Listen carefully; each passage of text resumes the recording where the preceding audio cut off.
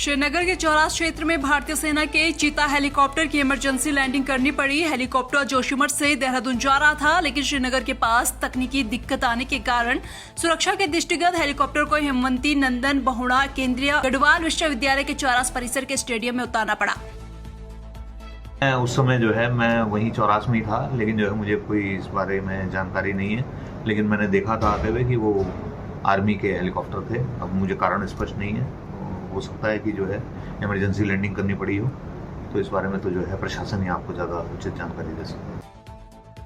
हल्द्वानी में पूर्व केंद्रीय राज्य मंत्री व नैनीताल सांसद अजय भट्ट ने सुशीला तिवारी अस्पताल पहुंचकर बेताल घाट में वाहन दुर्घटना में हुए घायल और ओखलकांडा में सड़क दुर्घटना के घायलों से मुलाकात कर उनका हालचाल जाना। इस दौरान अस्पताल प्रशासन को प्राथमिकता के आधार पर घायलों का बेहतर उपचार करने के निर्देश दिए। साथ ही अजय भट्ट ने बताया कि खराब सड़कों और ओवरलोडिंग को लेकर उन्होंने मुख्यमंत्री से फोन पर कार्रवाई करने की बात कही है। मुझे जैसे ही पता लगा कि बेताल घाट में एक्सीडेंट हो गया था और एक ओखलकांडे में भी हुआ था, तो मैं सबको देखने के लिए आया हूं। और ये अच्छी बात है कि सारे पेशेंट जिनसे मैं मिला उन्होंने संतोष व्यक्त किया और हमारे डॉक्टर्स अच्छा इलाज कर रहे हैं, ये सब ने बताया है। मैंने माननीय मुख्यमंत्री जी को आज दूरभाष पर वार्ता भी करी है और पत्र भी लिखा है। उन्होंने कहा तो जो अनुमन्य धनराशि है घायलों को और जो छोड़ के चले गए हम सबको, उनके लिए शीघ्र ही देने के लिए भी कहा है। आ भी रहे हैं। ओखलकांडा में तो मिल गया है, लेकिन बेताल घाट में अभी मिला नहीं है। जो मुआवजा है उसके लिए माननीय मुख्यमंत्री जी आज या कल तक आदेश कर देंगे। मेरी अभी उनसे बात हुई। उत्तराखंड में इस बार मोदी कैबिनेट में अल्मोड़ा सांसद अजय टम्टा को जगह मिली है। इससे पहले पिछली सरकार में नैनीताल लोकसभा से सांसद अजय भट्ट को केंद्रीय रक्षा एवं पर्यटन राज्य मंत्री बनाया गया था। हल्द्वानी पहुंचने पर अजय भट्ट से मीडिया ने जब पूछा कि उन्हें इस बार मंत्री नहीं बनाया गया, तो अजय भट्ट ने बताया कि वह पार्टी के सच्चे सिपाही हैं और सिपाही को जिस भी मोर्चे पर भेजा जाता है उसे वह करना होता है। हम लोग तो सिपाही हैं, जहाँ पार्टी लगाती है वहाँ डरते हैं। हमारा सांसद हो, हमारा विधायक हो, सब मंत्री हैं, हम कार्यकर्ता हैं। हमारे मंत्री सब कार्यकर्ता हैं, मंत्री भी कार्यकर्ता हैं, हम सब भी कार्यकर्ता हैं। मैं परसों तक मंत्री ही था और इसके बाद दूसरे का नंबर आया। उससे पहले कोई और मंत्री था, जब मेरा नंबर आया। तो कार्यकर्ता है तो कार्यकर्ता को ऐसा सोचना ही नहीं है। मैं तो कभी नहीं सोचता हूँ। और फिर मेरा तो स्लोगन है, जाही विधि राखे राम, ताही विधि रही है। खटीमा के यूपी उत्तराखंड सीमा से लगे पोलीगंज क्षेत्र में मुखबिर की सूचना पर वन रेंज अधिकारी महेश चंद्र जोशी के नेतृत्व में वन विभाग की टीम ने मौके पर पहुंचकर घेराबंदी कर तिलपुरा रेंज से अवैध तरीके से काटकर लाई जा रही कुकाट से भरी ट्रैक्टर ट्रॉली को पकड़कर कब्जे में ले लिया है और वन विभाग के अतिथि गृह परिसर में सुरक्षित खड़ा कर दिया गया है। वहीं वन विभाग की टीम को देखते ही ड्राइवर सहित लकड़ी तस्कर वन विभाग की टीम को चकमा देकर मौके से फरार हो गए।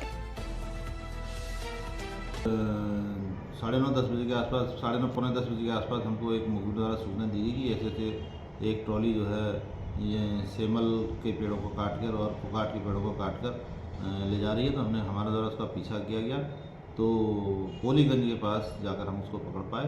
तो हमने जैसे ही उसको रोक के उसे पेपर मांगने की कोशिश करी, तो तब तक वो सभी लोग कूद के उसमें भाग गए और तब हमने अपने संसाधनों से उस ट्रैक्टर ट्रॉली को और खटीमा रेस्ट हाउस परिसर में लाकर खड़ा किया है और अभी अपराधी की खोजबीन जारी है और कोई भी अभी ऐसा हमें जो है किसी के द्वारा अप्रोच नहीं की गई है और उसमें ट्रैक्टर नंबर भी नहीं था। लगातार वन और वन जीवों की सुरक्षा के लिए लगातार कार्रवाई जारी रहेगी। इसमें निसंदेह कोई ऐसी वो नहीं है। हम लोग दिन रात लगातार प्रयास कर रहे हैं। हल्द्वानी में राष्ट्रीय राजमार्ग विभाग मानसून से पहले राष्ट्रीय राजमार्ग संख्या 87 के सड़क सुरक्षा के कार्य पूरे करने में जुट गया है। इसके अलावा राष्ट्रीय राजमार्ग संख्या 87 में मानसून के समय डेंजरस जोन में सड़क सुरक्षा सहित सड़कों को तत्काल खोलने के लिए सरकारी मशीनरी को भी एक्टिव करने के निर्देश दिए गए हैं। हमारे जुरिसडिक्शन में NH 87 एक्सटेंशन है, जिसपे किलोमीटर 0 से लेकर 45 तक काम चल रहा है और उसमें बिटुमिनस वर्क चल रहा है जो मानसून प्रारंभ होने के दिन तक चलता रहेगा। उसके अलावा सिविल वर्क चल रहे हैं जिसमें मानसून से बहुत ज़्यादा फ़र्क नहीं पड़ता। क्योंकि सिविल वर्क में बरसात होने से क्यूरिंग होती रहती है और बरसात में जो हमारे वल्नरेबल स्पॉट्स हैं सड़कों पे, उस पे परमानेंटली पूरे मानसून पीरियड के लिए मशीनें स्टेशन रहेंगी ताकि बंद होने की दशा में बहुत कम रिएक्शन टाइम लगे। इसकी तैयारी हमने कर ली है।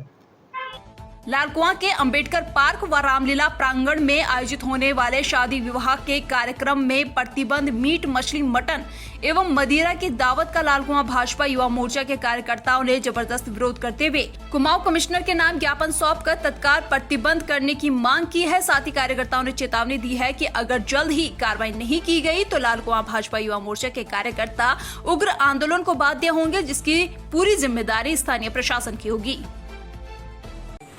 जो हमारा निवास स्थान है वहाँ पर अंबेडकर पार्क है, जो कि पूजनीय अंबेडकर पार्क जी भीमराव अंबेडकर जी के नाम पे है और वहीं पर उनकी मूर्ति भी लगी हुई है। साथ ही वहीं पर धार्मिक स्थल भी है वो एक, क्योंकि वहाँ पर रामलीला भी होती है प्रभु श्री रामचंद्र जी की, और बालाजी का जागरण वगैरह सब कुछ जागरण वहीं होता है।